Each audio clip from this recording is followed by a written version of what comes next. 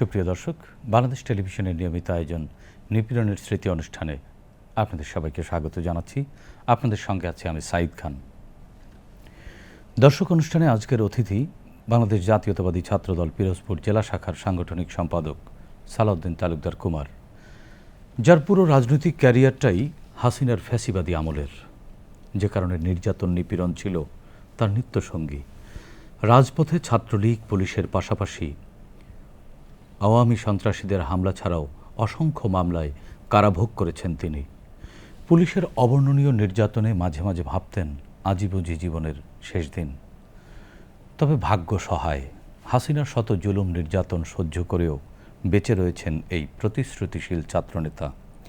অনুষ্ঠানে আজ তার মুখ থেকেই শুনব সেই নিপীড়নের সেই সব দিনগুলোর স্মৃতি। কুমার, আপনাকে স্বাগত জানাচ্ছি আজকের অনুষ্ঠানে।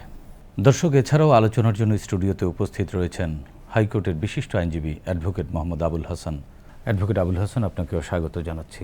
প্রিয় দর্শক, মূল আলোচনায় যাওয়ার আগে আমরা আওয়ামী নিপীড়নের শিকার পিরোজপুরের ছাত্রদল নেতা সালাউদ্দিন কুমারের উপর নির্মিত একটি ছোট্ট প্রতিবেদন দেখে নেব।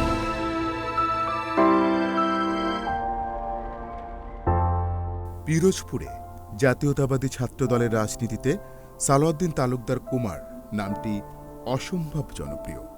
সততা, সাহস আর সংগ্রামে উত্তীর্ণ এ ছাত্রনেতার জন্ম শহর লাগোয়া কৃষ্ণপুর গ্রামে।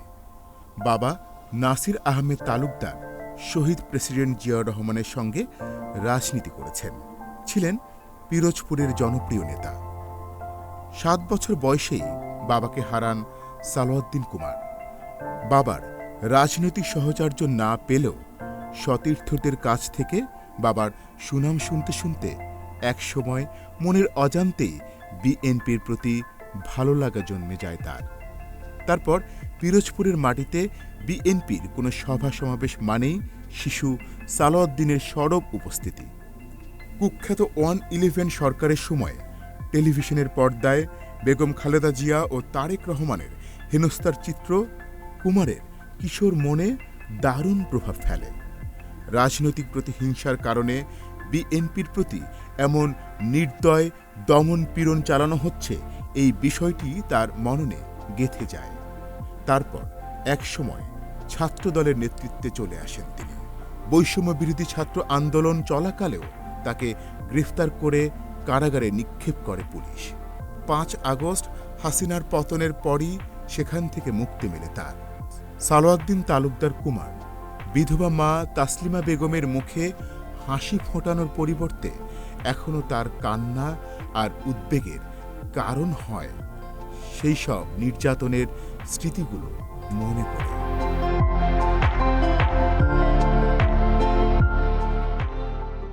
প্রতিবেদনটি দেখলাম, এবার শুনবো তার সঙ্গে ঘটে যাওয়া নিপীড়নের ঘটনা।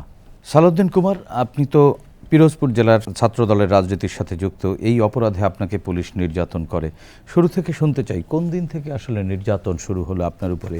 কিভাবে এই নির্যাতনগুলো চলতো আমাদেরকে একটু বলুন।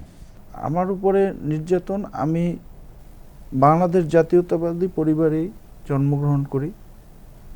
আমার বাবা ছিলেন পিরোজপুর জেলা যুবদলের নির্বাচিত সভাপতি এবং উনি যুবদলের প্রতিষ্ঠাকালীন সময়ে উনি সাংগঠনিক সম্পাদক ছিলেন যুবদলের। প্রেসিডেন্ট জিয়াউর রহমানের সময় উনি জাগো ছাত্রদল থেকে ওনার রাজনীতি শুরু।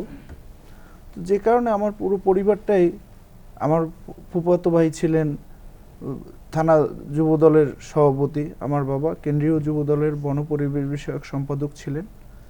যে কারণে আমাদের শুরু থেকেই জাতীয়তাবাদী চেতনাকে আমি ধারণ করি। আর দ্বিতীয় হচ্ছে, যেহেতু বাবা এই দল করতেন, তিনি ছোট বাবাকে দেখে দেখেই আসলে, হ্যাঁ, বাবাকে দেখে দেখে, এবং হচ্ছে গিয়ে বাবা, যেহেতু আমার শৈশবেই আমি বাবাকে হারিয়েছি 7 বছর বয়স, 6 কি 7 বছর বয়সে, তো ওই আবেগটা আমার বেশি কাজ করেছে। যে আমার বাবা, মানুষের মুখে শুনতাম সাধারণ যে তোমার বাবা একজন নেতা ছিলেন, এই আবেগেই আমাকে রাজনীতিতে টেনে নিয়ে আসছে। বিএনপি সরকার যখন ক্ষমতায় ছিল 2001 থেকে 2005, তখন আসলে আমরা স্কুলে পড়ি, 2-1টা মিছিলে হয়তো বড় ভাইদের পিছনে পিছনে ওই যে গিয়েছি। তো পরবর্তী সময়ে যখন মঈনুদ্দিন ফখরুদ্দিনের 111 গভর্নমেন্ট আসলো, তখন ডিশ ছিল না বাসায়, বিটিভি ছিল। তো আমি দেখতাম যে আমাদের শহীদ রাষ্ট্রপতি জিয়াউর রহমানের সন্তান, আমাদের নেতা দেশনায়ক তারেক রহমানকে যেভাবে পুলিশ ওনাকে ধরে, মানে ওই যে হেলমেট পরিয়ে, মনে হতো যে কি আমরা কোন দেশে আছি, মানে এবং তার চেহারায় ফুটে উঠতো যে সে, তার উপরে নির্যাতন করা হয়েছে। যখন তাকে আদালতে আনতো, ওই ইয়েগুলো আমি খবরে প্রতিনিয়ত দেখতাম।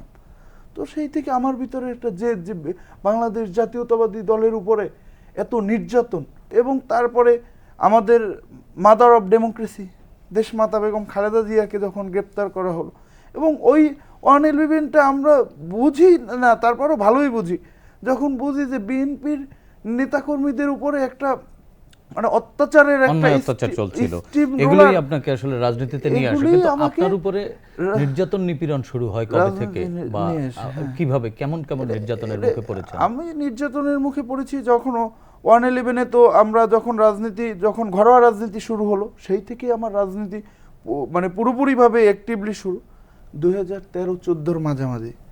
তখন কিরকম ছিল নির্যাতনের সেই সময়গুলো? নির্যাতনের ইয়েটা হচ্ছে, আমি তখন প্রায় আমাদের হরতাল কর্মসূচি থাকতো। তো আমি একদিন হরতালে পিকেটিং করা অবস্থায় যখন আমি হরতাল পালন করতেছিলাম, তখন আমাকে পুলিশের পিকআপে এসে পুলিশ আমাকে ধরে নিয়ে যায় এবং থানায় নিয়ে যায়। কিন্তু ওই পিকেটিং অবস্থায় যখন আমাকে ধরলো, তখনই আমাকে পিকআপ ভ্যানের ভিতরে লাথি ঘুষি মেরে থানায়, তখন তো আপনি অনেক ছোট, হ্যাঁ, থানায় সোপর্দ করলো। তো থানায় সোপর্দ করার পরে মারধর করেছে। তো পরে কোর্টে চালান দিছে। কোর্টে চালান দেওয়ার পর আমার মনে আছে, তৎকালীন আমাদের যে বর্তমান মহাসচিব স্যার, উনি তৎকালীন ভারপ্রাপ্ত মহাসচিব, ঢাকায় তখন যে পিরোজপুরে গ্রেপ্তার 4 জন নেতা সংবাদ সম্মেলনে নাম বলেছে। যাই হোক, ওই নির্যাতনের পর যখন এত বড় একটি স্টেজে আমার নাম ঘোষণা হয়েছে, আমি শুনে 4-5 দিনের মধ্যেই আমার জামিন হয়েছে। তখন মামলাগুলো এত কঠিনভাবে, এই যে শেষের দিকে যেভাবে দিত ওইভাবে দিত না, 4-5 দিনের মধ্যে আমার জামিন হয়। তখন সেই থেকেই আমার এই যে পুলিশি নির্যাতন সেই থেকেই শুরু। মানে এমন কোন নির্যাতন নিপীড়ন আছে যেগুলো আপনাকে দাগ কাটে, যে নিপীড়ন কোনোদিন ভুলতে পারবেন না, যে নির্যাতন? 2018 সালে সারা দেশে ওইরকম আমাদের উল্লেখযোগ্য কর্মসূচি ছিল না, যে কারণে দেশনেত্রী বেগম খালেদা জিয়া প্রতিনিয়ত তার কোর্টে হাজিরা দিতে হতো। 18 সালে যখন মিছিল হতো, হাজিরা ম্যাডাম আসতো যেত, ওই মিছিলগুলো আমি থাকতাম।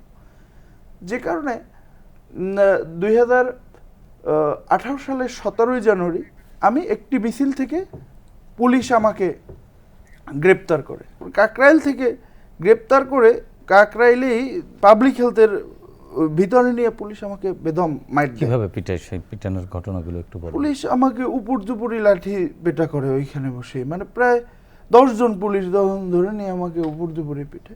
পরে আমাকে রমনা থানায় হস্তান্তর করে। রমনা থানায় 2 দিন রাখে। প্রথম দিন আমাকে পুলিশ যখন জিজ্ঞাসাবাদ করে পরিচয়, আমি আমার পরিচয়, আমি যে ছাত্রদলের তখন জেলা ছাত্র দলের মেম্বার ছিলাম, তো আমি আমার পরিচয় দিয়েছি। পরিচয় দেওয়ার পরও মানে সেখানে ইন্সপেক্টরের রুমে অনেক মারধর করেছে। পিছন থেকে একজনে হাত ক্লাবসিক্যাল করে ধরেছে, মানে ইয়ে করে, আর তারপরে পায়ে এটায় মানে পিঠেছে লাঠি দিয়ে, তখন বেতের লাঠি দিয়ে। তখন আমি বসে পড়ছি, মানে দিয়ে, তখন পিঠে ইয়েতে প্রায় আপনার 5-7 মিনিট পিঠেছে, মানে খুবই, মানে পিটানোর মনে হয় যেন চোর আমরা, মানে রাজনীতি করি, যে রাজনৈতিক নেতা আমরা, ছোট কর্মী, তারপরে একটা রাজনৈতিক দলের কর্মীকে এইভাবে, একজন ছাত্র, হ্যাঁ, এইভাবে তারা মারতে পারে না। অ্যাডভোকেট হাসান সালাউদ্দিন তালুকদার বলছিলেন যে তিনি ছাত্র দলের কর্মী, বিএনপি পরিবারে তার জন্ম, বাবাকে দেখেই মূলত রাজনীতিতে ইন্সপায়ারেশন, তার রাজনীতি করবার আগ্রহ জন্ম নিয়েছে। স্বাভাবিকভাবে রাজনীতি যারা করে তারা গ্রেপ্তার হতে পারে, রাজনৈতিক ডেমনস্ট্রেশনের মধ্যে ক্র্যাকডাউনের শিকার হতে পারে, কিন্তু একজন ছাত্র তিনি যখনকার কথা বলছেন, তখন সবেমাত্র স্কুল পেরিয়ে কলেজে। আসলে রাজনীতি করা কি অপরাধ কিনা? এটি আমাদের সংবিধানকে স্বাধীনতা দিয়েছে? আইন শৃঙ্খলা বাহিনী কি এরকম নির্যাতন করবার এখতিয়ার রাখে কিনা? ফ্যাসিস্ট শেখ হাসিনা সংবিধানটাকে নিজেকেই নিজে সংবিধান হিসাবে ঘোষণা করেছিলেন। তো সেই ঘোষণার জন্য বাংলাদেশে কোনো আইনের শাসন অথবা আইন দ্বারা পরিচালিত কোনো শাসন সেটা কিন্তু উনি কখনোই মেনে নেননি। যেমন ওনার বাবা শেখ মুজিবুর রহমান যখন ক্ষমতায় ছিলেন তখন বাংলার বাণী পত্রিকা শেখ ফজলুল হক মনি একটা সংবাদ শিরোনাম করেছিলেন যে আইনের শাসন চাই না, মুজিবের শাসন চাই। তো এই মুজিবের শাসন কিন্তু বাকশাল কায়েমের মাধ্যমে সাংবিধানিকভাবেই সেটা করা হয়েছিল। এবং শেখ হাসিনা কিন্তু এই যে 15তম সংশোধনী সহ এই 15তম সংশোধনী করার মাধ্যমে নিজেকেই সংবিধান হিসাবে ঘোষণা করেছিলেন এবং যার কারণে সংবিধান, আইন কানুন, নিয়ম কানুন বাংলাদেশে ছিল না। শেখ হাসিনার শাসন ব্যবস্থাটা উনি এমনভাবেই কায়েম করেছিলেন যেই শাসন ব্যবস্থাটা স্বৈরাচার যে জিনিসটা বলা হয়। বিখ্যাত চিন্তাবিদ লিউ স্ট্রাস বলেছিলেন যে এই যে টাইরেনিটা হচ্ছে ইউনিভার্সাল অ্যান্ড পারপিচুয়াল, এটা সারা জীবনের জন্যই আছে।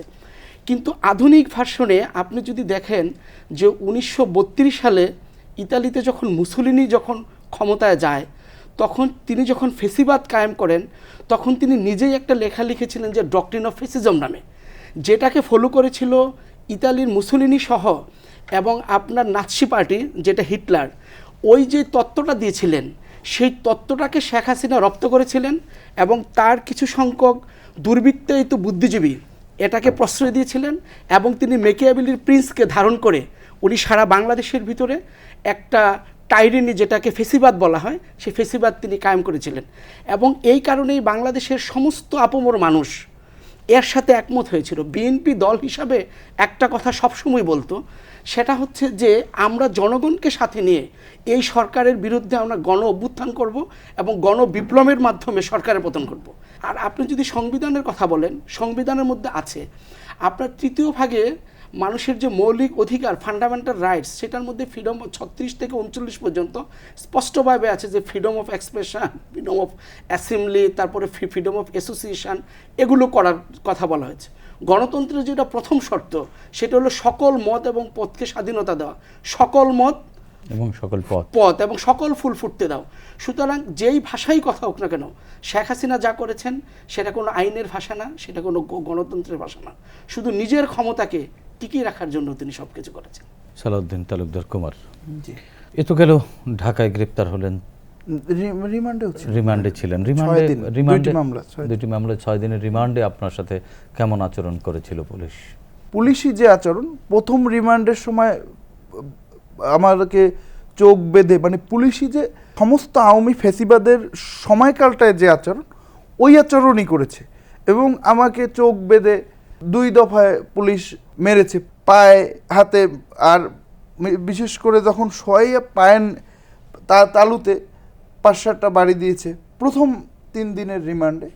পরের 3 দিনের রিমান্ডে হয়তোবা আমার দলীয় কেউ যোগাযোগ করেছে বা কোনোভাবে ম্যানেজ করেছে, রক্ষা পেয়েছে। কিন্তু আরেকটি বিষয়, মানে প্রত্যেকটি থানার একই চিত্র ছিল। আমি যতটা থানা হাজতে কেটেছি, ধরেন আপনার যত এঁটো ময়লা, আমরা যে হাজতখানায় থাকতাম কি বিশ্রী, দাঁড়াইয়ে থাকা লাগতো, মানে বসারও কোনো পরিবেশ ছিল না। বাথরুমের যত ময়লা, মানে ওটা চয়ে সব ইয়ার মধ্যে আসতো। এগুলো কি ইচ্ছা করে দিত না? এগুলো পুলিশের ইচ্ছাকৃত, আমার কাছে তো ইচ্ছাকৃতই মনে হয়েছে। আমরা একটু 2024-এ আসি। হ্যাঁ, 24 সালে আপনি এই বৈষম্য বিরোধী আন্দোলন বা 23 সালের গত নির্বাচনে, জাতীয় সংসদ নির্বাচনের আগেও আপনি গ্রেপ্তার হয়েছিলেন এবং আপনাকে একটি ভাঙা কবরের মধ্যে ঢুকিয়ে রাখা হয়েছিল, আমরা শুনতে পেরেছি, আমরা দেখেছি। 2018 সালে আবারও আমি যখন পিরোজপুরে আন্দোলন সংগ্রামে সক্রিয়, হঠাৎ করে 30শে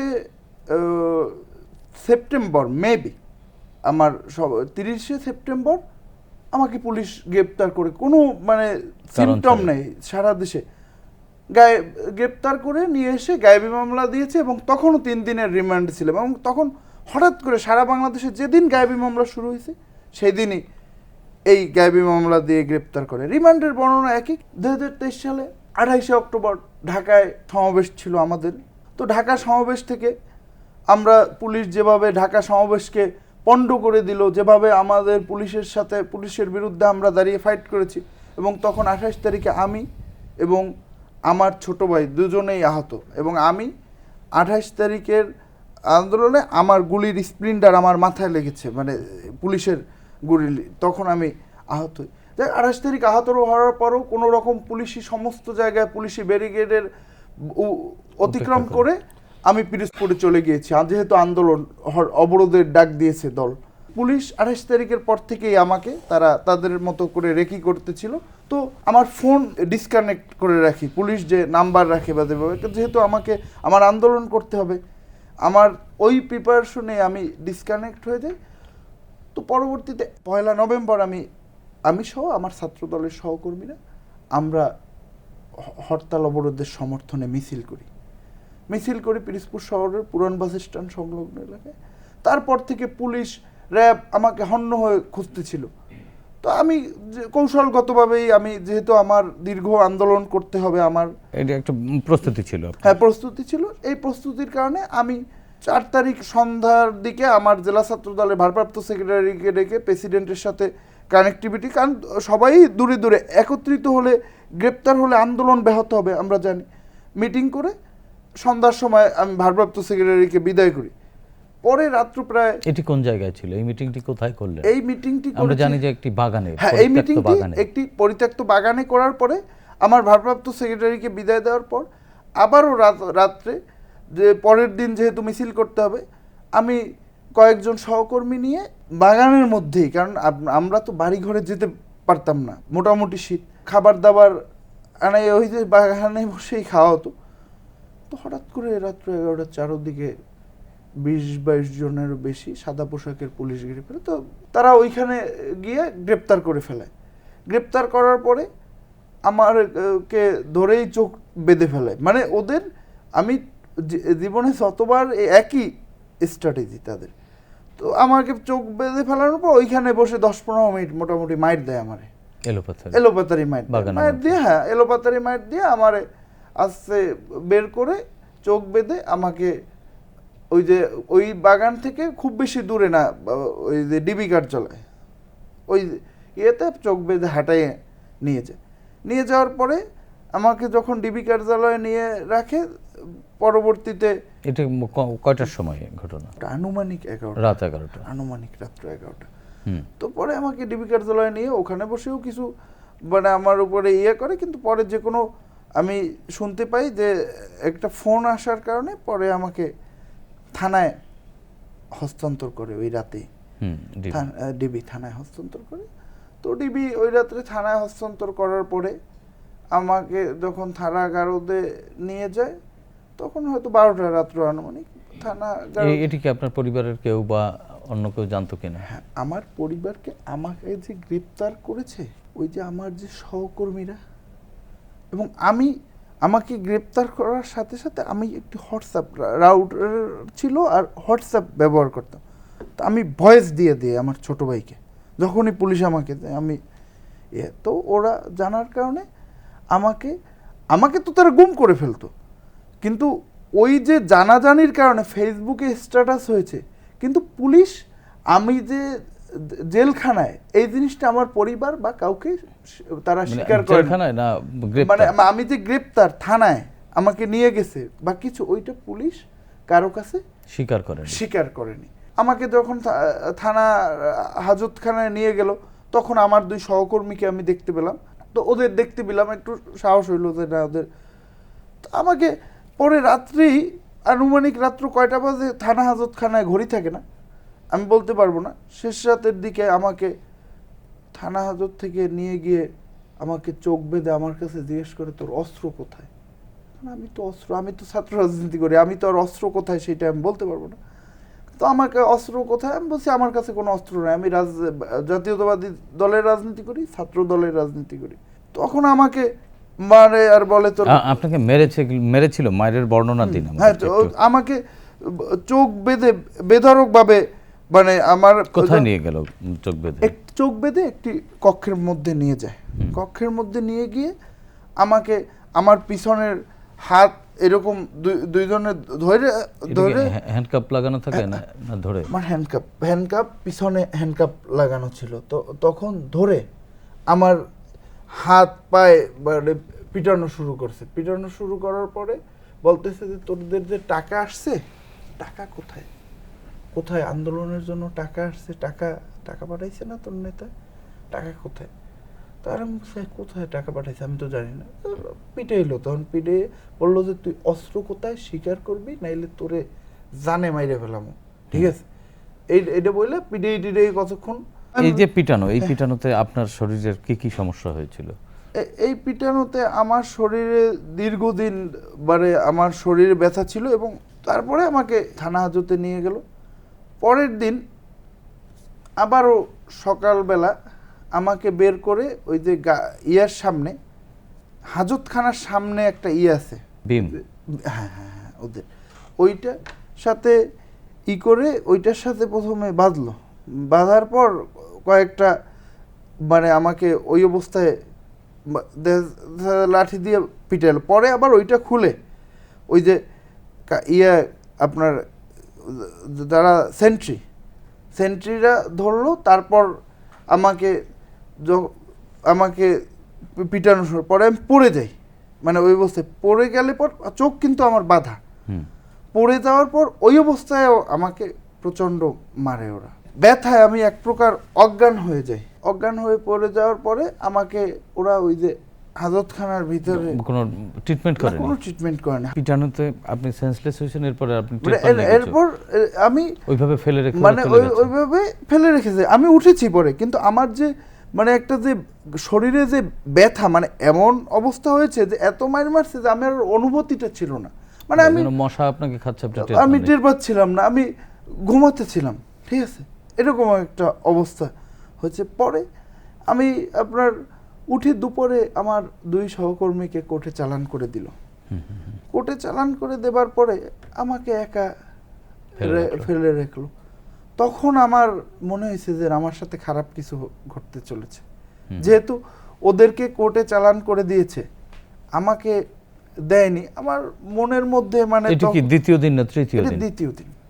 আমার মনের মধ্যে তখন থেকে প্রথম যে 4 তারিখ রাতে গ্রেপ্তার করলো, 5 তারিখের ঘটনা, আমার মনের মধ্যে একটা ভয় কিছুটা কাজ করতে। তারপর সাহস সঞ্চার করতেছিলাম যে সারা দেশে র্যাবের উপরে নিষেধাজ্ঞা, হয়তো ক্রস ফায়ার দিবে না, এটা নিজের মানসিক শক্তি, হ্যাঁ, সান্ত্বনা দেওয়ার জন্য আমি এটা করি। তারপর ওদের পাঠিয়ে আমাকে ওই যে নিয়ে আমাকে আবার একটি রুমের মধ্যে নিয়ে চোখ বেঁধে আমার 2 হাত পায়ের মধ্যে করে ঠিক আছে, টাইট করে বেঁধে আমাকে ওই অবস্থায় মারে। প্রথমে একটা চেয়ারে বসাইয়ে বাঁচছে, তারপর পরে আবার পায়ের ভিতরে 2 হাত করে আমার আমার তখন মনে হয়েছিল কি যে ওই মাইটটা আমার মনে হয়েছে যে আমার কলিজার টান দিতেছে, এমনভাবে আমার ব্যথাগুলো লাগতেছিল, আহাজারি করতেছিলাম। আমার পায়ের এই হাঁটুতে বুট দিয়ে লাথি মারা হইতেছিল ওইভাবে, ওই এটা বিভিন্নভাবে আমাকে ওই সময় করা হয়েছে, টর্চারটা ওই সময় অনেক বেশি মাত্রায় ছিল। হ্যাঁ, তারপর আমাকে নিয়ে আমাকে আবার হাজতখানায় পাঠায়। এর মধ্যে আপনাকে হসপিটালে বা চিকিৎসা, হসপিটালে কোনো চিকিৎসাই নেই, ঠিকমতো খাবারও দেয় নাই, পানিও চাইলে দেয় নাই, ঠিক আছে? পরে আমাকে ওই নিয়ে হাজতখানায় নিয়ে পরে হ্যান্ডকাপ খুলে দেয়। এর 20 মিনিট আধা ঘন্টা পরে আমাকে প্রায় আপনার ওই যে আবার পিছনে হ্যান্ডকাপ বেঁধে আমার চোখ বেঁধে আমাকে ওই যে মধ্যে থানা হাজতে আমাকে উপর করে রেখে দিয়েছে। আমার খুব কষ্ট হতেছিল, ঠান্ডা বুকে প্রায় ঘন্টাখানেক আমাকে ওইভাবে রেখেছে, বা তারও বেশি কম হতে পারে। যাই হোক, এরপরে আমাকে স্বাভাবিকভাবে করে রাত্র তখন আনুমানিক 8টা বাজে। এরপরে আমাকে আবার একজন সেন্ট্রি এসে বলছে যে আপনার বাইরে বের হতে হবে। তো বাইরে বের হতে হবে বলার পরে আমি বলছি যে আমার বাইরে বের হতে হবে, কোথায় যাব? বলছে আপনি জুতা পরেন। তখন আমার জুতা যখন পরতে বললো, এর আগে যতবার নিছে আমার কিন্তু জুতা পরাই নেয়নি। তো আমাকে যখন জুতা পরাইলো, তখন আমি মনে করলাম যে হয়তো বা আমারে বের করে, না কোর্টে না, রাত্র তখন আমার মনের মধ্যে একটা তখন যে কোনো খারাপ কিছু, কারণ ওরা তো বারবারই বলছে, তখন আমার যখন চোখ বেঁধে নিয়ে হাঁটাইতে শুরু করলো, তখন আমি দেখলাম যে না, আমার রুমের মধ্যে নিচ্ছে না। মানে আমি অনুমান করতেছি তখন আমাকে নিচে নামালো, মানে সিঁড়ি থেকে নিচে নামালো। তো থানার তো সিঁড়ি আছে, তখন আমাকে আবার বলে পা তোল, মানে জাস্ট পিক আপ ভ্যানের মাঝে, মানে মধ্যের যে পিক আপ ভ্যানের কামরা, ওইটার মধ্যে আমাকে নিয়ে তারা রওনা দিল। তো জিজ্ঞেস করলাম কোথায় নিয়ে যাচ্ছেন, কোনো কথা নেই, ঠিক আছে। আমাকে নিয়ে 5-7 মিনিট চালানোর পরে আমাকে নামাইলো। কিছু লোকজনের কথা তখন শুনতে পাচ্ছি, চোখ বাঁধা আপনার? চোখ বাঁধা আমার। শুনতে পাচ্ছি, মনে হইলো যে একটা মাটিতে হাঁটতেছি আমি, কিছু ঘাস টাস পায়ে ফিল হচ্ছে। তখন আমার যখন মাটিতে হাঁটতেছি, তখন আমার পাশ থেকে বলতেছে, আবার ওই যে অস্ত্রের কথা জিজ্ঞেস করলো তখন আমি একজনকে বললাম, তাদের যে কর্মকর্তা, ওই কণ্ঠটা আমি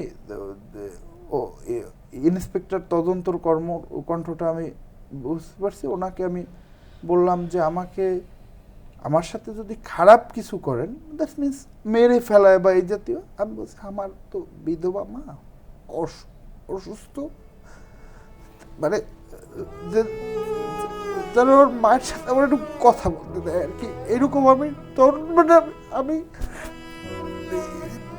জীবনে এতবার পুলিশি মানে নির্যাতনের শিকার হয়েছি ভাই, কিছু কারণ আমার তোর মায়ের কথা মনে পড়তেছিল বারবার, এরকম কখনো আমার হয় নাই। তখন আমি অনুরোধ করলাম যে আমার মায়ের সাথে কথা বলতে দেন, কথা বলাই না, আমার সাথে কিছু করলে। তো যাই হোক, আমার সাথে তখন আর তারা কোনো কথা বলে নাই। পর কিছুক্ষণ পরে আমাকে মানে ওই মাটির পর একটা রাস্তার কংক্রিটের রাস্তা উঠে আবার একটা হলো যে বাগানের মধ্যে নামাইছে। নামার পরে আবার চোখটা খুলে দেয়। চোখ খুলে দেওয়ার পরে আমি দেখেছি অনেক পুলিশ সদস্য সাদা পোশাকধারী উপস্থিতি। তখন আমাকে বলতেছিল যে তোর অস্ত্র কোথায়, এই যে অস্ত্র রাখছিস কোথায়, তোর আজকেই তো শেষ দিন, বল অস্ত্রের কথা বল। তখন আমি বললাম যে আমার কাছে কোনো অস্ত্র নাই। যখন বেশি বলতেছে, তখন আমি বলছি যে আপনারা যে নাটকটা মানে রচনা করছেন, আপনারা অস্ত্র কোথায় রাখছেন সেই অস্ত্র বাইর করে দেন। মানে আমি তো মানে ওই নির্যাতনগুলো আমি সহ্য করতে পারছিলাম। তখন তারা খোঁজাখুঁজি করে মরা কলা গাছের গোড়া আছে না, এর মধ্যে কিন্তু একটু গর্ত হয়ে যায়, ওইটা লাড়া দিয়ে পাও দিয়ে ওরা নিজেরাই আপনার একটি প্যাকেট, হলুদ প্যাকেট বের করছে। হলুদ প্যাকেট বের করে আমারে বলতেছে যে তুই খোল।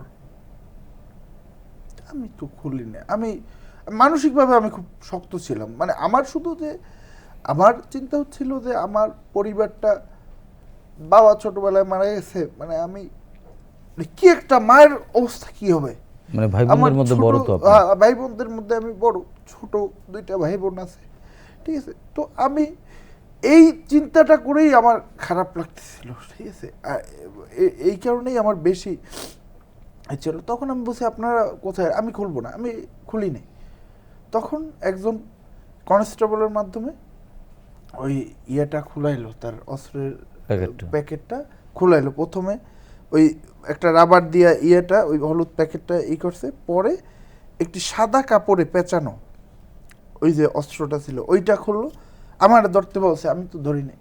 তখন এক কনস্টেবল ধইরা ওইটা করছে, তো আমার হাত দিয়ে ধরতে বলছে, আমি ধরি নাই। একটা ব্রিফ কেস আনলো, ব্রিফ কেসের উপরে সাদা কাপড় করলো, রাইখা আমার হাতে দিয়ে ছবি তোলাইলো। তখন ওই যে ওসি আবির, তৎকালীন আবির এসে ওই কনস্টেবলের গালাগালি করছে, ফিঙ্গারে তো তোর ফিঙ্গার পাবে, ওরে দিয়ে তোরা ধরাইলি না কেন।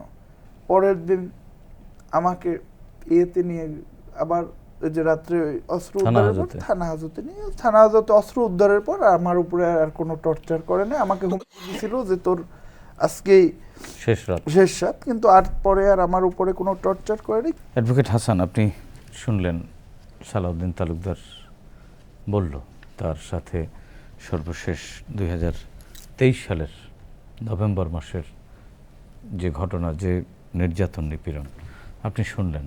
আসলে এই পুরো ঘটনাটিকে আপনি আসলে আইনের কোনো জায়গায় স্থান দিতে পারেন কিনা, বা এর ব্যাখ্যাটা কি? আসলে মানবাধিকারেরও তো একটা লেভেল থাকে, সেটি কোন লেভেলে পৌঁছে গিয়েছিল? আসলে এই ধরনের ঘটনাকে আইনের কোনো জিনিস দিয়ে ব্যাখ্যা করা একেবারেই সম্ভব না। কারণ আপনার কনস্টিটিউশনের আর্টিকেল 33 এবং আর্টিকেল 35-এ যেভাবে বলা আছে, আপনাকে যদি গ্রেপ্তার করা হয় তাহলে 24 ঘন্টার ভিতরে আপনাকে কোর্টে সোপর্দ করতে হবে, একজন আইনজীবীর সাথে পরামর্শ করার আপনাকে সুযোগ দিতে হবে। ক্রুয়েলটির 35 পরিবারকে জানাতে হবে। 35-এ যেভাবে বলা আছে যে ইনহিউম্যান নেচারে আপনাকে কোনোভাবেই নির্যাতন করতে পারে না। পুলিশ রিমান্ডের নামে যে ধরনের নির্যাতন করেছে, তাকে তো রিমান্ডেও নেওয়া হয়নি, তাকে নেওয়া হয়নি, জিজ্ঞাসাবাদও করা হয়নি। কিন্তু হয়নি। তাকে যে নির্যাতনের যে ফিরিস্তি আপনি শুনলেন বা আমরা শুনলাম, সেটি আসলে আপনি কিভাবে ব্যাখ্যা এটা করবেন? কোনোভাবেই একেবারে ওই যে কথা একটাই, যে শুধু শাসন ব্যবস্থাকে টিকিয়ে রাখার জন্য এই ধরনের পুলিশ, আসলে ওরা পুলিশ না, ওরা ছাত্রলীগ সহ ছাত্রলীগের সংগঠন থেকে আসা পুলিশ। যেমন ঢাকার যে ডিবি অফিস ছিল, সেটা আমি বলতাম যে আমাদের ঢাকা বিশ্ববিদ্যালয়ের ছাত্রলীগের যেই ব্যাচ ছিল, ওই ব্যাচটাকে ডিবিতে এনে হাজির করা হয়েছিল। এবং ডিবিতে নির্যাতনের বহু যেই ঘটনার কথা ও বলল, এ ধরনের ইনহিউম্যান আরেকটা ঘটনা যদি, যেমন এই যে 24-এর আন্দোলনে সানিয়াত নামে একটা ছেলেকে গ্রেপ্তার করা হয়েছিল। তার মা তাকে সাহস দিচ্ছিল যে বাবা, যেহেতু মা হিসেবে তাকে সেভ করতে পারছে না, তখন সুস্থ না, তখন তার মা তাকে সাহস দিচ্ছিল যে বাবা যাই হোক তুমি সাহস রাখো, কিচ্ছু হবে না বাবা, কিচ্ছু হবে না। সেই ছেলেটাকে যখন ডিবি অফিসে নির্যাতন করা হয়, পৃথিবীর সমস্ত সভ্যতা এবং সমস্ত ভব্যতাকে হার মানিয়ে তার মাকে ফোনে ধরিয়ে রেখে তাকে নির্যাতন করা হয়েছে। এবং সে, তার মা শুনতে পাচ্ছিল যে তার সন্তানের আর্তনাদ, যে কেমন করে তাকে নির্যাতন করা হচ্ছে। তো এ ধরনের বিকৃত একটা রাষ্ট্র ব্যবস্থা কিন্তু গড়ে তোলা হয়েছিল এই শেখ হাসিনার শাসন আমলে। বিশেষ করে 14 সালের নির্বাচনের পর এটা আরও বেশি কঠিন আকার ধারণ করেছিল। আর্মসের কথা যেই ও বলল, আর্মস ট্রায়াল করতে গেলে আর্মস অ্যাক্টে দেখা যায় যে ফরেন্সিক রিপোর্টটা দেখে হাতে ধরে নেই কেন। এই যে পুলিশ গালি দিচ্ছিল অন্য পুলিশকে যে তাকে হাত দিয়ে ধরানো হলো না কেন, যেন ফরেন্সিক রিপোর্টটাও ট্রায়ালে যেন তার বিরুদ্ধে আসে এবং সেজন্য সত্যিই পানিশমেন্ট পায়। তো এই ধরনের রাষ্ট্র ব্যবস্থা একেবারেই কল্পনাতীত, এটা কোনোভাবেই সম্ভব না। আর আইনের কোনো বাতাবরণের মধ্য দিয়ে এটাকে আপনি দেখাতে পারবেন না। না, তাকে মেরে অজ্ঞান করে ফেলে রাখলো, তাকে তো চিকিৎসা পাওয়ার তো মৌলিক অধিকার তার আছে, এবং তাকে নগ্ন করে হাত পা বেঁধে উপুর করে রাখা হলো শীতকালে। উচ্চ আদালত স্তরে সুস্পষ্ট নির্দেশনা আছে, এবং আদালত যতই আওয়ামী আদালত হোক না কেন, সেখানে আদালত কিন্তু একটা আসামিকে রিমান্ডে দেওয়ার সময় বলে দেয়, বা অর্ডার শিটও লেখা থাকে যে উচ্চ আদালতের নির্দেশনা অনুযায়ী যেন তাকে রিমান্ডে জিজ্ঞাসাবাদ করা হয়। যেটা অ্যাডভোকেট হাসান, সেটি হচ্ছে যে সালাউদ্দিন বলছিল যে তাকে যখন চোখ বেঁধে হাত বেঁধে বাইরে নিয়ে যাওয়া হচ্ছিল এবং তাকে বলা হচ্ছিল আজকেই তোর শেষ দিন, এই ধরনের বাক্য আইনশৃঙ্খলা বাহিনী, যাদের দায়িত্ব হচ্ছে মানুষকে নিরাপত্তা দেওয়া, মানুষের বিপদে পাশে দাঁড়ানো, তারা এই ধরনের বাক্য বা এই ধরনের কথা বা এই ধরনের পরিবেশ ক্রিয়েট করবার অধিকার রাখে কিনা, এটি আইন সিদ্ধ? আইন সিদ্ধ তো কোনোভাবেই না। আমার মনে হয় এটা যে আইনের মধ্যে থাকার কোনো কারণ নেই, কারণ আইন কি? আইন তো আপনার যুক্তি, লজিকটাই তো আপনার আইন। তো সেখানে এটা কোনো যুক্তিতে স্বাভাবিকভাবে মানবিকভাবেই বোঝা যাচ্ছে যে এই ধরনের কোনো সুযোগই আপনার নাই। কিন্তু সারা বাংলাদেশের প্রতিটা থানায় 2 থেকে 5 জন বা 7 জনের একটা টিম থাকতো, যেটা স্পেশাল টিম, সেটা আসলে পুলিশের ওই থানাকেই তারা কন্ট্রোল করতো, এবং তারাই কিন্তু এই ঘটনাগুলো ঘটিয়েছে। সার্বিকভাবে সমস্ত পুলিশ যেই ঘটনাগুলো ঘটিয়েছে বিষয়টা কিন্তু তা না, একেবারেই সুনির্দিষ্ট কিছু লোক থাকতো যেগুলো ছাত্রলীগ থেকে তাদেরকে নিয়োগ দেওয়া হয়েছিল। এবং এই 24-এর আন্দোলনেও সমস্ত গুলি করা সহ সমস্ত নির্যাতন কিন্তু ওই যে একটা বিশেষ যে আছে, তাদের নেতৃত্বে কিন্তু তাদের দিয়ে করানো হয়েছে। ধন্যবাদ অ্যাডভোকেট হাসান। আপনার কাছ থেকে শুনবো সালাউদ্দিন কুমার, আপনি তো এই যে বৈষম্য বিরোধী আন্দোলন বা ছাত্র জনতার যেই আন্দোলন, এই আন্দোলনের সময়ও গ্রেপ্তার হয়ে দীর্ঘদিন কারাগারে ছিলেন, এবং তখনও আপনি নানান ধরনের নিপীড়নের শিকার হয়েছিলেন। বৈষম্য বিরোধী ছাত্র আন্দোলন যখন শুরু হয় তখন থেকেই ঢাকায় যে নির্যাতনগুলো, ওগুলো তো আমাদের ভিতরে মানে দাগ কাটা শুরু করেছে। তো আমাদের দলীয় নির্দেশনা যখন আমরা পেলাম তখন আমরা এই আন্দোলনটিকে পিরোজপুরে সংগঠিত করার, বিভিন্নভাবে সাধারণ ছাত্রদের সম্পৃক্ত করার জন্য তাদের যতটুকু পিছন থেকে সহায়তা করা যায়, কারণ ওরা তো আওয়ামী লীগ তো সবসময় এটি বিএনপির মোড়কে নেওয়ার চেষ্টা করেছে, সাধারণ মানুষের, বিএনপি সবসময় এটি সাধারণ মোড়কে হ্যাঁ, রাখবার চেষ্টা বিএনপি করেছে। সবসময় এটিকে সাধারণ মোড়কে, আমাদের ছাত্র দলের নেতাদেরকেও এই কর্মসূচির মধ্যে সম্পৃক্ত করে কিন্তু সাধারণ মোড়কেই দেওয়ার চেষ্টা করেছে। যখন 16ই জুলাই পিরোজপুরে অল্প কিছু ছাত্র, আমাদের ছাত্র দলের কিছু ছেলে ছিল আমাদেরই, তারা কর্মী এবং আমাদের সাথে তারা পরামর্শ করেই এই কর্মকাণ্ডে জড়িত হয়েছে। তো তারা যখন সারা দেশ উজ্জ্বল, পিরোজপুরে তখন আন্দোলনটা কিছুটা মানে অতটা সংগঠিত হয়নি, ছোট শহর, হ্যাঁ, সংগঠিত হওয়া শুরু হয়েছে। সরকারি সোহরাওয়ার্দী কলেজ থেকে 16 তারিখ কিছু ছাত্র সাধারণ ছাত্রদের ব্যানারে কর্মসূচিটি পালন করেছে। তখন ছাত্রলীগ তাদের উপরে অতর্কিত হামলা চালায় এবং তাদেরকে ছত্রভঙ্গ করে দেয়। তো যখন এই ঘটনাটি ঘটল, 17 তারিখ কেন্দ্রীয় ছাত্র দলের কর্মসূচি ছিল সারা দেশে এই যে হামলা, পুলিশি হামলার প্রতিবাদে আমি তখন আমার নেতৃত্বে পিরোজপুর জেলা ছাত্র দল একটি কর্মসূচি আমরা পালন করি এবং তখন ওই কর্মসূচি থেকে আমি ঘোষণা দেই যে পিরোজপুরে শত শত সাধারণ ছাত্রদের সাথে থেকে এই আন্দোলনকে বৃহত্তর আকারে রূপ দেব। তো যেই কথা সেই কাজ। পরের দিন আমরা কোনোভাবে আমাদের যারা রানিং, আমাদের যারা ছাত্র আছে কলেজের রেগুলার ছাত্র, তাদের সাথে যোগাযোগ করে, তাদের সাথে ওদের একটা কানেক্টিভিটি তৈরি করে আমরা ঠিকই সাধারণ ছাত্রদের পাশে আমাদের যেটা সম্বল লাঠি ছোটা নিয়ে আমরা অংশগ্রহণ করি, কারণ ওরা যেহেতু অস্ত্র নিয়ে আমাদের বিরুদ্ধে অবস্থান নিয়েছে ছাত্রলীগ, তো তাদের বিরুদ্ধে তো ফাইট করতে হবে, সেফ দিতে হবে সাধারণ ছাত্র। তো সেইটা করতে গিয়ে পিরোজপুরে সিওপি চত্বর থেকে পুলিশ আমাকে গ্রেপ্তার করে নিয়ে যায়, আমি সহ আরও 4 জনকে, আমাদেরকে থানায় নেয়। এই দফায় আমাদের ওইরকম কোনো উল্লেখযোগ্য নির্যাতন, দু একটা চোপার কিল ঘুষি ছাড়া উল্লেখযোগ্য ধরার সময় ওই অবস্থায় এছাড়া উল্লেখযোগ্য কোনো আমাদেরকে নির্যাতন করেনি। পরবর্তীতে যখন জেলখানায় আমরা প্রচুর নির্যাতনের শিকার হয়েছি, কীরকম নির্যাতন, বৈষম্যের শিকার হয়েছি। আমাদের যখন জেলখানায় চালান করে তখন সমস্ত যোগাযোগ বিচ্ছিন্ন, কারোর সাথে কোনো যোগাযোগ করতে পারিনি, তখন দেখা বন্ধ, ফোন বন্ধ। তখন আমরা যেহেতু একটি অন্যায়ের বিরুদ্ধে আন্দোলন করেছি, তখন যারা যোদ্ধা তাদের তো কিছু কৌশল অবলম্বন করতেই হয়। যে কোনো মাধ্যমে আমি ভিতরে একটি মুঠোফোন ঢুকিয়ে ফেলেছি। তখন ওইভাবে আমি ছাত্র নেতাদের সাথে ওই মুঠোফোনে যোগাযোগ করতাম এবং আন্দোলন যেভাবে আগানো যায় ওইভাবেই পরামর্শ করতাম। এই দীর্ঘ নিপীড়ন নির্যাতনের কথা বললেন, হয়তো আরও নির্যাতন নিপীড়ন আছে যেগুলো এত স্বল্প সময় বলা সম্ভব না। এর মধ্যে আপনি বললেন যে আপনার বাবা নেই, ছোট 2 ভাই বোন আছে এবং আপনার বিধবা মা। প্রত্যেকটি নির্যাতন নিপীড়নের সময় যখন আপনাকে মেরে ফেলার হুমকি দেওয়া হয়েছিল তখনও মায়ের কথা মনে পড়েছে। আপনার দল কি আপনার পাশে ছিল? আপনার দলের সমর্থন পেয়েছেন? পরিবারের সমর্থন পেয়েছেন? জি, আমার দল পুরোটা সময় আমার পাশে ছিল।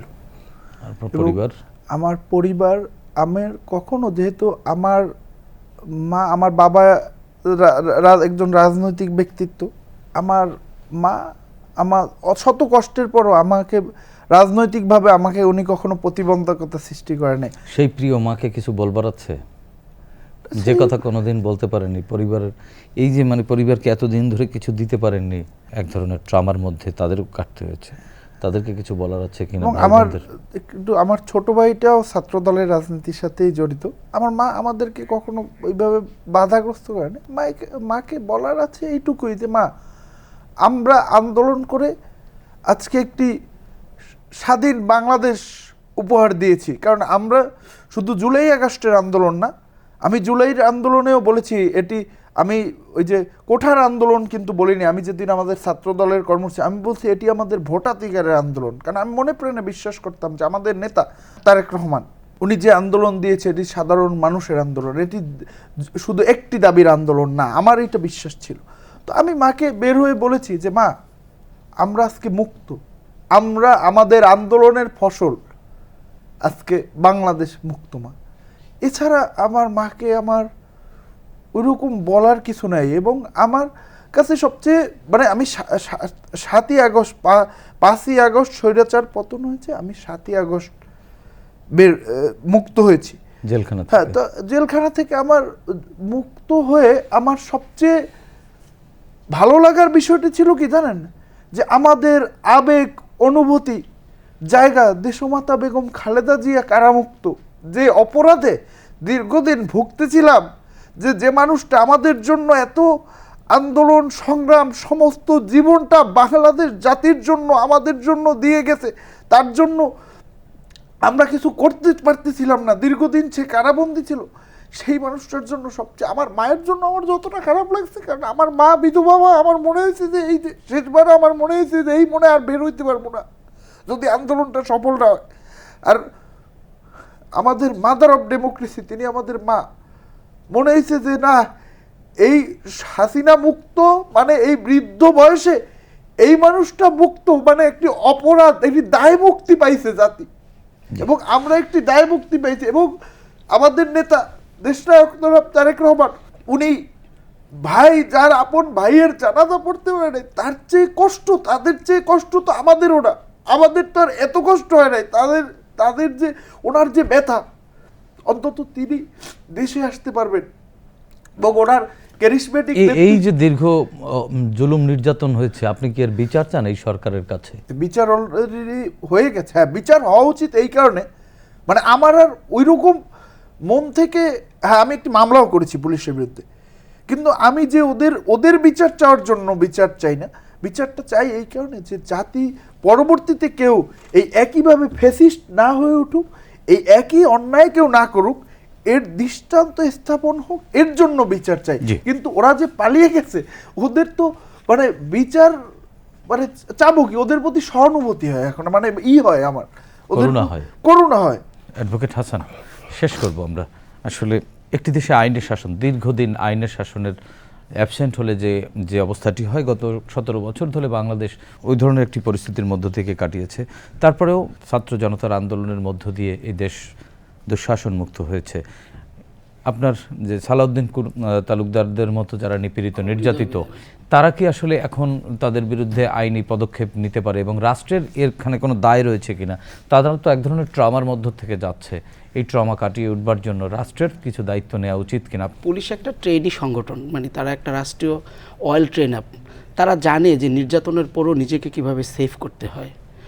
কিন্তু পুলিশের সাথে ছাত্রলীগ যুবলীগ সহ আওয়ামী লীগের যেই গুন্ডা পান্ডা সংডা যেগুলো ছিল, যে পুলিশ লীগ মানে লীগের, তো তাদের বিরুদ্ধে যে পেনাল কোডের ধারাগুলো, সেই ধারাগুলোতে কিন্তু মামলা করা যায় এবং সেই মামলাগুলো কিন্তু হয়েছে। এবং এই আধুনিক সময়ে, এই সময়ে এসে ভিডিও অডিওর মাধ্যমে আমরা কিন্তু অনেক প্রমাণও পাই, যেটা সাক্ষ্য আইনের 22 ধারাকে যেখানে আপনার ধরেন যে এখন মডিফাই করা হয়েছে, যেগুলো এই ট্রমা কাটিয়ে উঠবার জন্য রাষ্ট্রের কোনো উদ্যোগ নেওয়া উচিত কিনা? রাষ্ট্রকে উদ্যোগ নিতে হবে, সেটা হলো যে আমাদের আগামীর বাংলাদেশের যে বাসযোগ্য করে তোলা, আমাদের পরবর্তী প্রজন্ম সন্তানদেরকে বাসযোগ্য করে তোলা, তার জন্য যদি এগুলোর বিচার না হয় সুস্পষ্টভাবে, তাহলে কিন্তু আইনের শাসনটা প্রতিষ্ঠিত হবে না। ধন্যবাদ অ্যাডভোকেট হাসান, ধন্যবাদ সালাউদ্দিন তালুকদার, আপনাদের দুজনকেই। প্রিয় দর্শক, শেখ হাসিনা আধুনিক কালের একজন পুরনো স্বৈরাচার, যার মস্তিষ্কের ভেতর ছিল কেবলই ক্ষমতায় টিকে থাকতে খুন গুম তার কাছে ছিল মামুলি ব্যাপার, যার অসংখ্য প্রমাণ তিনি রেখে গেছেন বিগত দিনগুলোতে।